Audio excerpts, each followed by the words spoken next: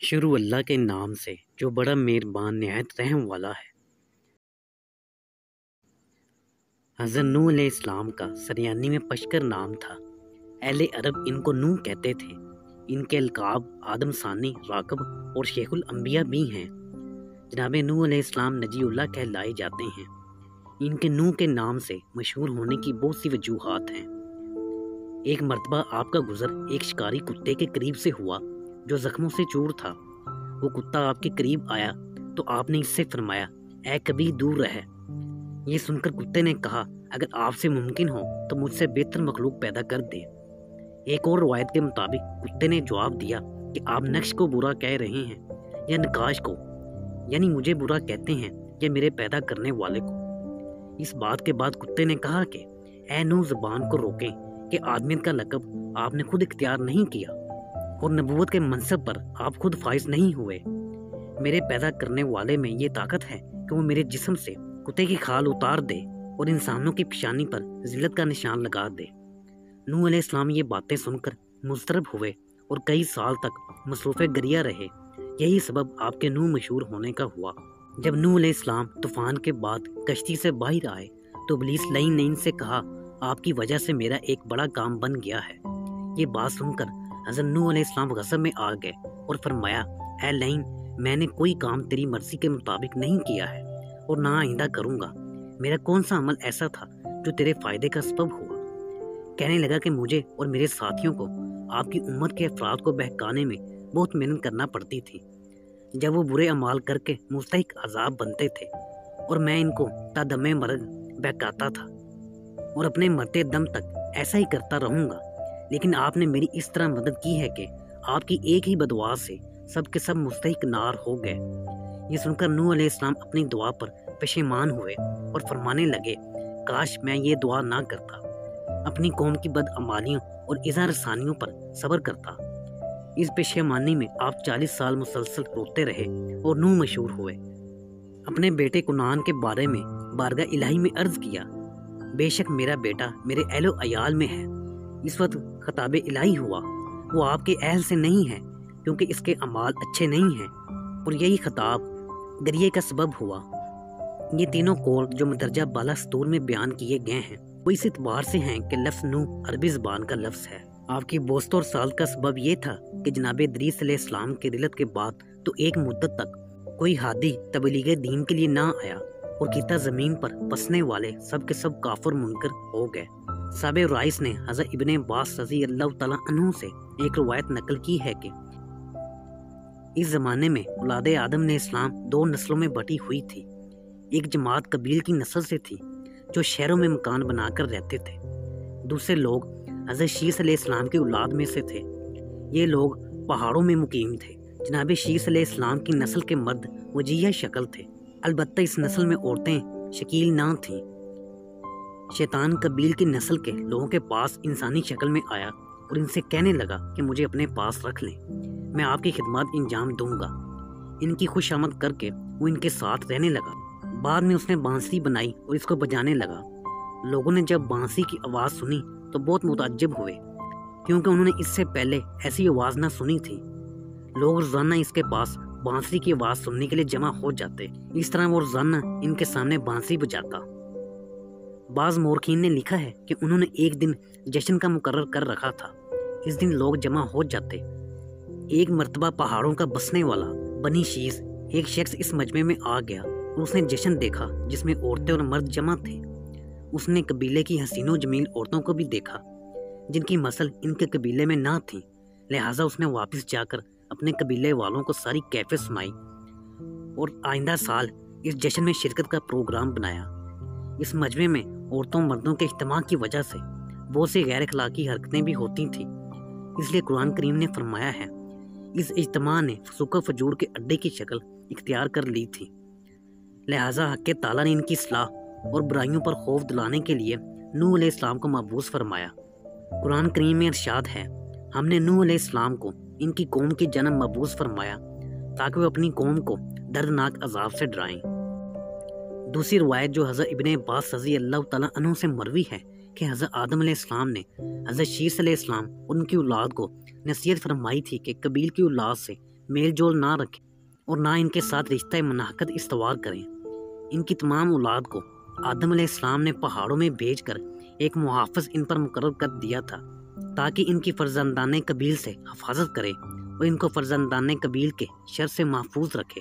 وہ محافظ ان کے لیے دعا کرتا رہتا اور فرزندان شیث کے گناہوں کی بخشش کے لیے طلب مغفرت کرتا ایک دن حضرت شیث علیہ السلام کی اولاد میں سے 100 آدمی پہاڑ سے نیچے اترے تاکہ اپنے چچا کی اولاد فرزندان قبیل کے حالات سے آگاہی حاصل کریں۔ چونکہ فرزندان شیث نہایت ہی حسین و جمیل تھے اور بنی قبیل کی عورتیں بھی حسن و جمال کا مرکز تھیں۔ ان عورتوں نے جب حسین و جمیل مردوں کو دیکھا تو طرح طرح کے فریب سے ان مردوں کو قید کر لیا۔ یہ عورتیں ان کی بہت حفاظت کرتیں۔ جب بنو شیث کے آدمی واپس نہ ہوئے تو 100 مزید لوگ ان کے حالات معلوم کرنے کے لیے آئے اور وہ بھی پہلے آنے والوں کی طرح ان کے جال میں پھنس گئے۔ جب یہ بھی وہیں رک گئے اور واپس نہ ہوئے تو بقیہ تمام لوگ بھی پہاڑوں سے اتر آئے اور وہیں رہنے لگے۔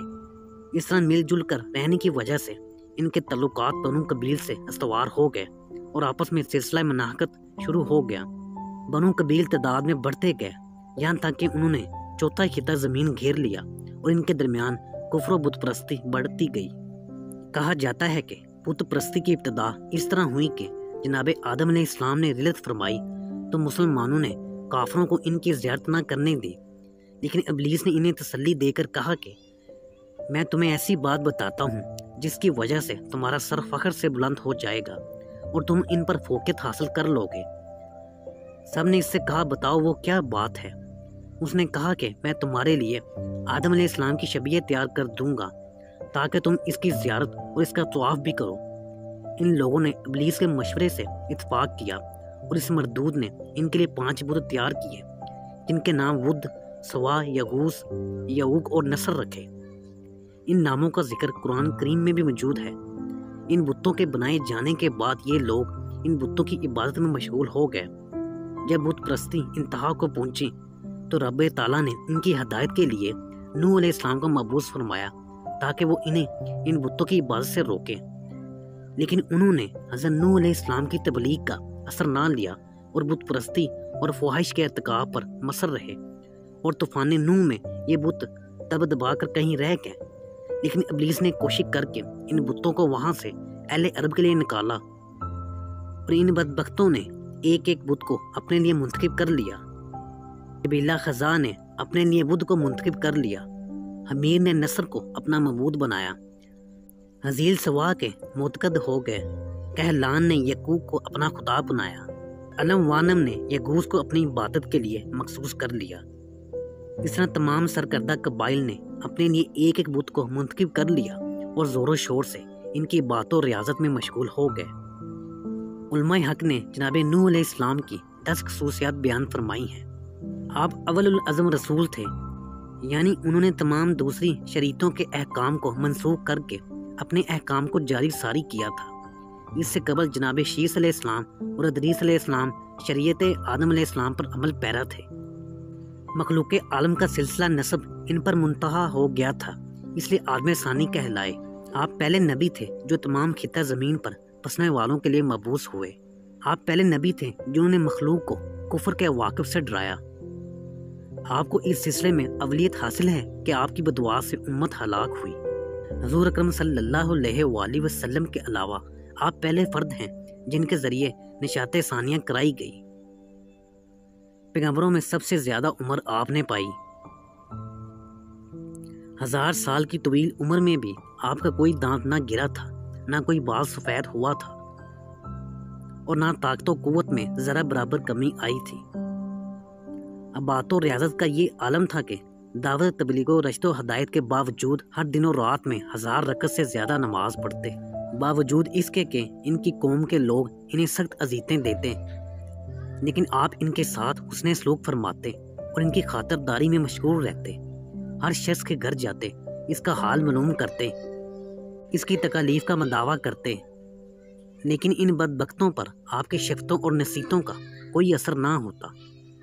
آپ دن کو بھی ان کے گھروں میں جا کر تبلیغ کرتے اور انہیں اللہ کی وحدانیت کا درس دیتے، آپ کے اس طرز عمل کی وجہ سے لوگ آپ کو مجنوں اور دیوانہ کے لقب سے یاد کرتے اور آپ کو طرح طرح سے ایذائیں دیتے اور مرنے والے اپنی اولاد کو یہ وصیت کرتے کہ آپ کی تکلیف و اذیت میں کوئی کسر نہ اٹھا رکھیں، کیونکہ ان کی آنکھیں حق کو دیکھنے سے اندھی ہو چکی تھیں۔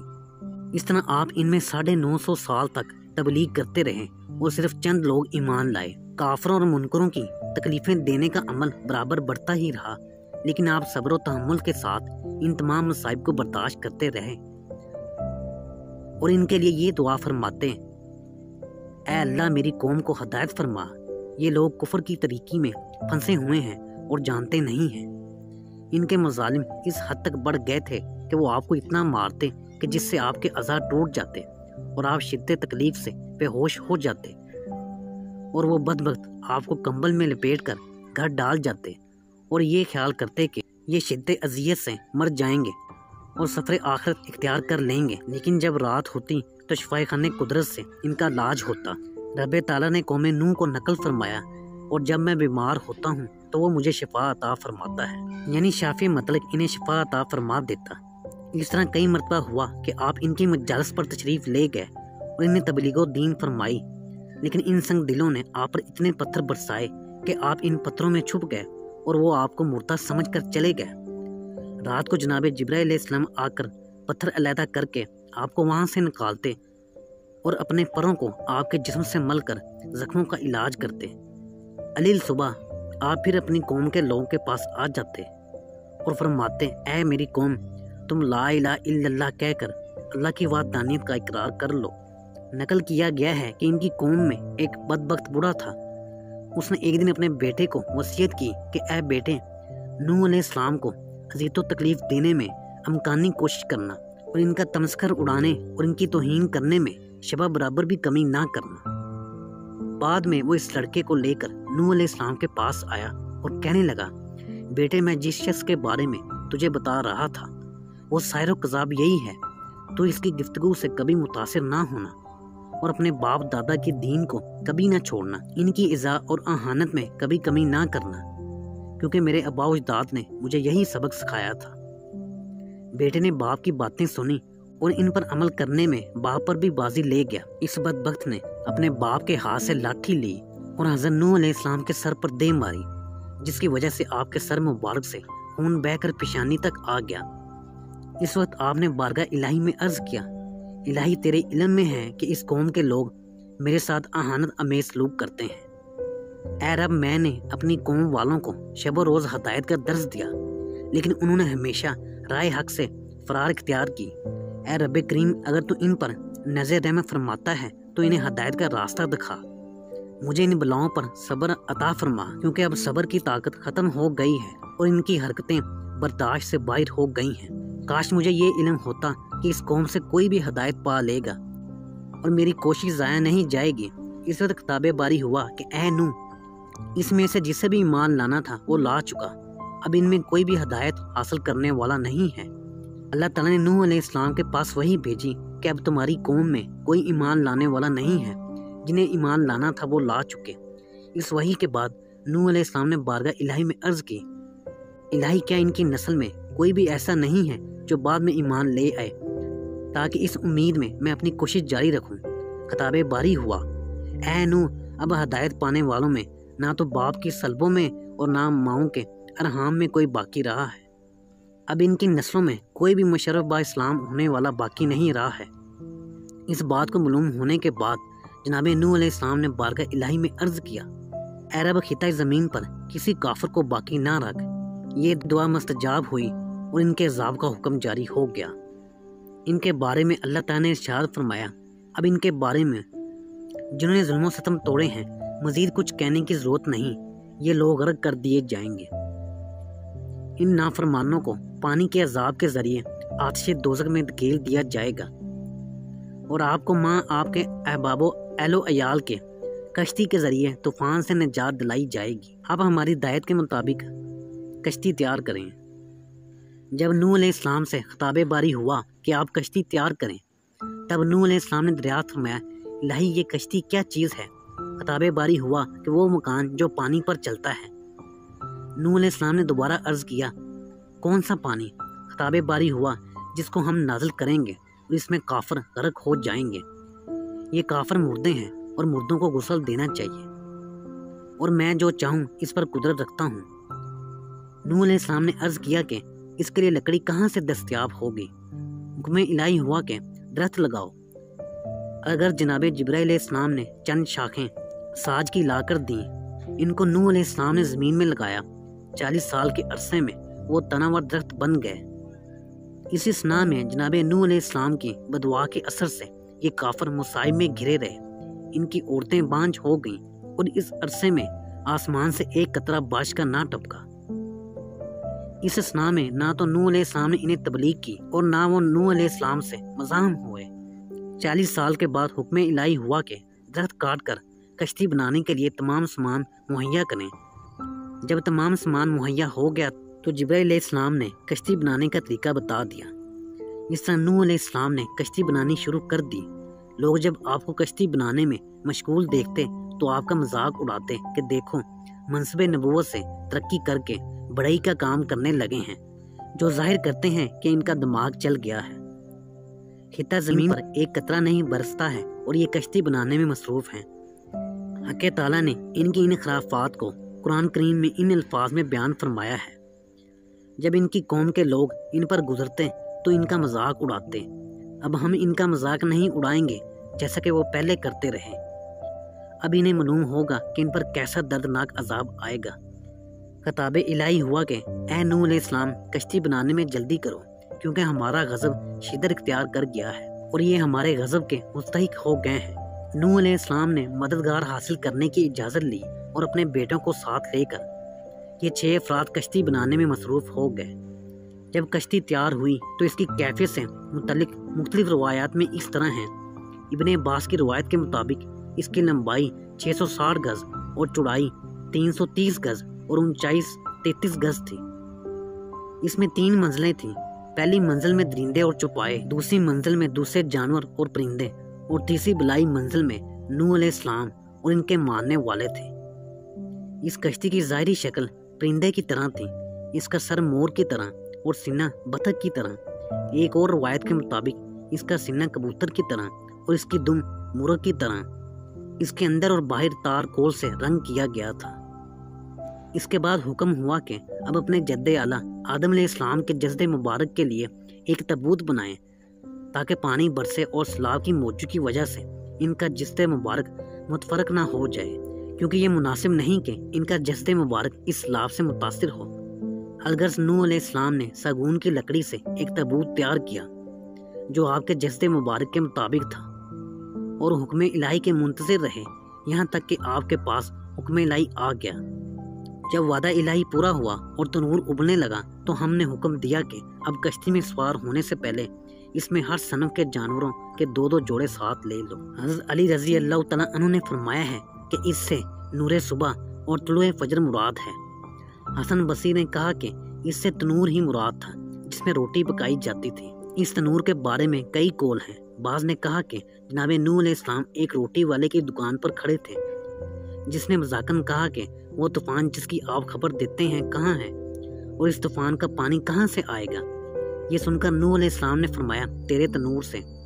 इधर ये फिक्रा ज़बान नबी से अदा हुआ, उधर तनूर से पानी उबलना शुरू हो गया। लेकिन अक्सर मुफस्सिरीन ने लिखा है कि वो आदम अलैहिस्सलाम का तनूर था जो आपके वर्षे में मिला था, और बाद हज़रात ने इसको लोहे के एक टुकड़े से तबीर किया है जो बाबुल कंदा के दाएं जानब है, जो सरज़मीन कुफा में वाक़या है। कबीला कंदा के लोग कुफा में मुकीम थे।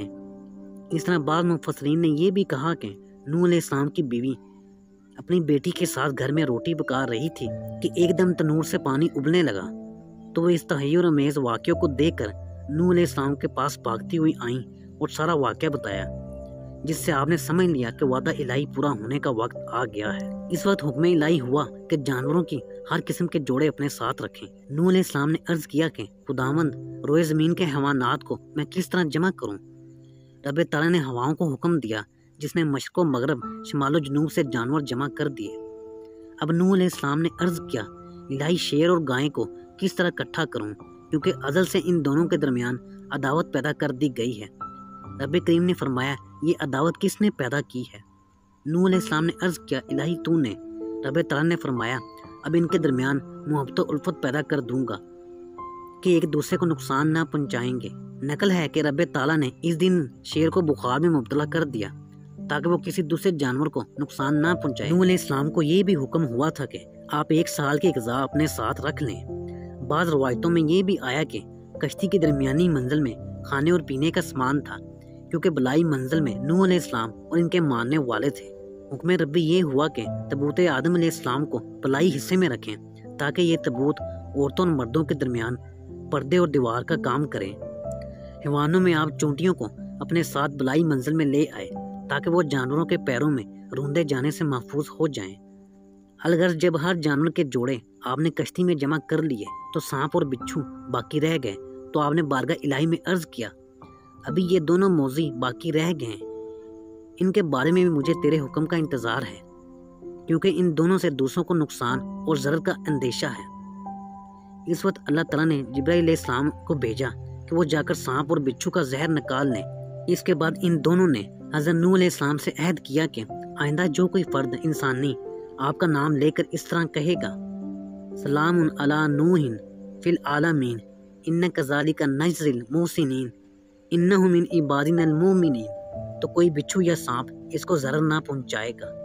الغرض نوح علیہ السلام کشتی میں سب سے پہلے چونٹیوں کو لائے اور اپنے ساتھ بلائی منزل میں رکھا، اور سب سے آخر میں گدھے کو لایا گیا۔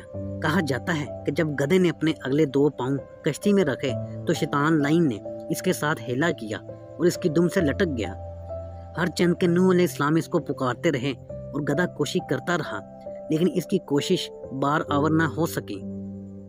نوح علیہ السلام نے فرط غضب میں فرمایا کہ کشتی میں جلد داخل ہو جا، اگرچہ تیرے ساتھ شیطان ہی کیوں نہ ہو۔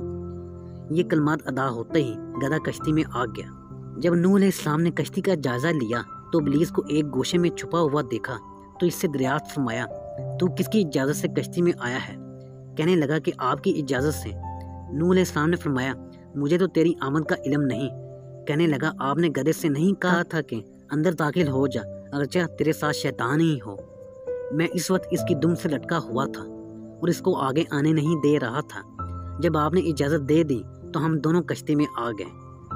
نوح علیہ السلام نے فرمایا اس کو کشتی سے نکال دیں، لیکن اس نے کہا کہ آپ کے لیے میری نگہداشت کے علاوہ کوئی چارہ کار نہیں ہے، میں اس کشتی سے نکلنے والا نہیں ہوں۔ اس وقت وحی آئی کہ اے نوح اس کو چھوڑ دو، اس کے یہاں رہنے میں حکمتیں پوشیدہ ہیں۔ لہٰذا نوح علیہ السلام نے اس کو نکالنے کا خیال ترک کر کے اس کو نصیحتیں فرمائی اور اس سے معلوم کیا کہ وہ کیا وجوہات تھیں جن کی وجہ سے تو نے خود کو مردود ازلی بنایا اور بنی آدم کو ورگلانے اور رائے حق سے بھٹکانے کا کام کیا۔ ایمان و عرفان کی بنیاد اپنے ضمیر سے اکھاڑ پھینکی اور کفر و طغیان کے پرچم لہرا دیے۔ کہنے لگا اب آپ مجھے کیا کہتے ہیں؟ اگر ان غلطیوں کا تدارک ہو سکتا ہو تو میں حاضر ہوں، اور ان باتوں کی اگر تلافی ممکن ہو سکے تو میں تیار ہوں۔ نوح علیہ السلام نے فرمایا کہ اللہ تعالیٰ کی بارگاہ میں توبہ استغفار کر شاید کہ ان غلطیوں کی تلافی ہو جائے۔ کہنے لگا ابھی تو یہ بھی معلوم نہیں کہ میری توبہ قبول بھی ہو جائے گی یا نہیں۔ نوح علیہ السلام نے بارگاہ الہی میں عرض کیا تو جواب ملا اس کی توبہ صرف اسی شرط پر قبول ہوگی کہ وہ تابوت آدم علیہ السلام کو سجدہ کرے۔ نوح علیہ السلام نے ابلیس سے کہا کہ اب سوائے اس کے کوئی چارہ کار نہیں کہ تو تابوت آدم علیہ السلام کو سجدہ کرے۔ کہنے لگا واہ یہ بھی کوئی بات ہوئی، میں نے اس وقت آدم علیہ السلام کو سجدہ نہ کیا جب وہ حیات تھے، اب مٹی کے ڈھیر کو سجدہ کروں یہ ناممکن ہے۔ ابو متی فرماتے ہیں کہ جب جانور یکے بعد دیگرے کشتی میں آنے لگے تو بکری نہایت دشواری کے ساتھ سوار ہو رہی تھی۔ اس وقت نوح علیہ السلام نے اس کی دم پکڑ کر کشتی میں ڈال دیا، اس کی دم ٹوٹ گئی اور اس کی شرمگاہ ظاہر ہو گئی، اور وہ سلسلہ اس کی نسل میں آج تک جاری ہے۔ اس طرح بھیڑ کے ساتھ ہوا، بھیڑ جب آئی تو اس نے آپ کی اطاعت کی اور سیدھی طرح آسانی کے ساتھ چلنے لگی۔ نوح علیہ السلام نے اس کی دم پر ہاتھ پھیرا، اس کی وجہ سے اس کی چکی بڑھ گئی اور شرمگاہ چھپ گئی۔ یہ واقعہ مطیع فرما بردار لوگوں کے لیے بشارت اور نافرمانوں کے لیے عبرت کا مقام ہے، کیونکہ نافرمانی یا تصال پردہ دری کا سبب بنا ہے، جبکہ اطاعت پردہ پوشی کا سبب بن گئی ہے۔ جب نوح علیہ السلام اپنی اولاد اور اپنے ماننے والوں کو کشتی میں لے کر آ رہے تھے تو آپ کا بیٹا کنعان اور آپ کی بیوی والا یہ ماں اور بیٹا دور سے کھڑے ہوئے تماشا دیکھ رہے تھے، اور خود کو ان سے الگ کر کے ان کا مذاق اڑا رہے تھے۔ ہر چند نوح علیہ السلام نے بیٹے سے فرمایا، اے بیٹے ہمارے ساتھ آ جا اور نافرمانوں میں مت شامل ہو۔ تو وہ کہنے لگا، میں پہاڑ پر چلا جاؤں گا اور پانی سے محفوظ ہو جاؤں گا۔ اس کی بات سن کر نوح علیہ السلام نے فرمایا، آج کے دن کوئی بچانے والا نہیں مگر وہ مالک جس پر خود کرم فرما دے۔ ابھی یہ گفتگو ہو رہی تھی کہ ایک موج آئی اور انہیں بہا کر لے گئی۔ پانی کی موج جب بیٹے کو نوح علیہ السلام کے سامنے بہا کر لے گئی تو اس وقت آپ کو بہت افسوس ہوا اور اپنے جگر گوشے کی واپسی کے لیے اللہ تعالیٰ کی بارگاہ میں عرض گزار ہوئے، الہی یہ میرا بیٹا میرے اہل و عیال میں سے ہے، تو نے میرے اہل و عیال کی نجات کا وعدہ فرمایا ہے۔ اے میرے رب تجھ سے وعدہ خلافی ممکن نہیں ہے۔ فرمانے الہی ہوا وہ تمہارے اہل و عیال میں سے نہیں ہے۔ کافر کا مسلمان سے کیا کام، اس نے اپنے کفر کی وجہ سے سارے رشتے اور ناطے ختم کر دیے۔ ان باتوں کے بارے میں آپ سوال نہ کریں جو امور آپ سے متعلق نہیں۔ اگر آپ نے ان امور کے بارے میں سوالات کیے تو آپ جاہلوں میں شمار ہونے لگیں گے۔ یہ بات سن کر آپ نے آئندہ قیامت تک گناہ گاروں کی سفارش نہ کرنے کا ارادہ کیا۔ یوسف بن مہران نے ابن عباس رضی اللہ تعالیٰ عنہ سے روایت کی کہ جب پانی چڑھنا شروع ہوا تو اوج بن انک جو اولاد آدم سے تھا، اس کی ماں اوک جو جناب آدم علیہ السلام کی بیٹی تھی، اس کے باپ کا نام سیما تھا لیکن یہ اپنی ماں کی نسبت سے مشہور تھا۔ نوح علیہ السلام کے پاس یہ درخواست لے کر آیا کہ اس کو بھی کشتی میں پناہ دی جائے، لیکن نوح علیہ السلام نے انکار کر دیا۔ آپ نے فرمایا، اللہ کی پناہ کہ منکرین اسلام کو کشتی میں پناہ دوں، یہ فرما کر اسے واپس کر دیا۔ حاصل کلام یہ کہ کوئی ذی روح سوائے اوج بن انک کے اس طوفان سے نجات حاصل نہ کر سکا، یہ اپنے قد کی وجہ سے محفوظ رہا۔ ہماری آج کی ویڈیو یہیں تک تھی۔ ناظرین اسی امید کے ساتھ ہم آپ سے اجازت چاہیں گے کہ آپ کو ہماری آج کی ویڈیو پسند آئی ہوگی۔ ملتے ہیں بہت جلد ایک نئی معلوماتی ویڈیو کے ساتھ، تو دیکھتے رہیں اسلامک ڈائل۔ اللہ آپ کا حامی و ناصر۔